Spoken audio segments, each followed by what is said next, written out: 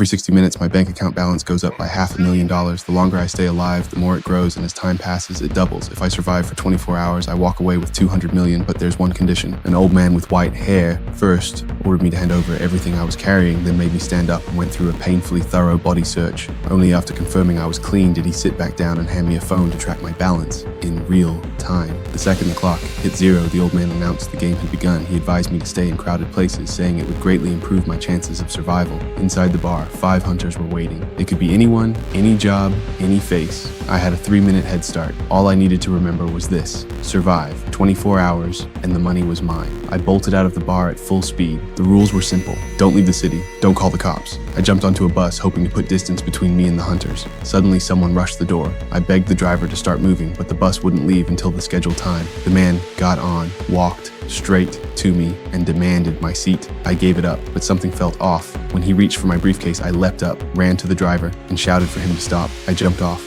and ran again, convinced he was one of the hunters. But before I could calm myself, I felt another presence behind me. Without warning, I dashed across the street and into a nearby shopping mall. I figured a public place would make it harder for hunters to strike. I saw an elevator just as it opened and slipped inside, but as the doors were about to close, a hand slid through. Someone else wanted in. My chance to ride away was gone. That man could be another hunter. To protect myself, I swiped a pen from the girl beside me. When the elevator arrived, the man followed the girl out. I let out a sigh of relief, climbed a few more floors, thinking I was safe. Then I turned, and there he was again, the same man. He raised his arm, revealed a hidden blade. The hunter was on me. He ran, but cornered myself in a dead end. He shoved open the bathroom door and ducked into a stall. Soon I heard his footsteps. He knelt to check under the doors, but saw nothing. I was crouched on the toilet seat, holding my breath. He wasn't in a rush. He took off his coat, revealing hidden weapons, hung the coat aside, pulled out a stick of gum, started chewing, and even combed his hair, humming a tune as he waited. He couldn't take it anymore. He kicked the stall door open, screwdriver in hand, but he just stared at me like prey and calmly dialed his boss, complaining the game was too easy, asking for a refund. I rammed the door into him, but he slipped away. As I made it downstairs, my phone buzzed.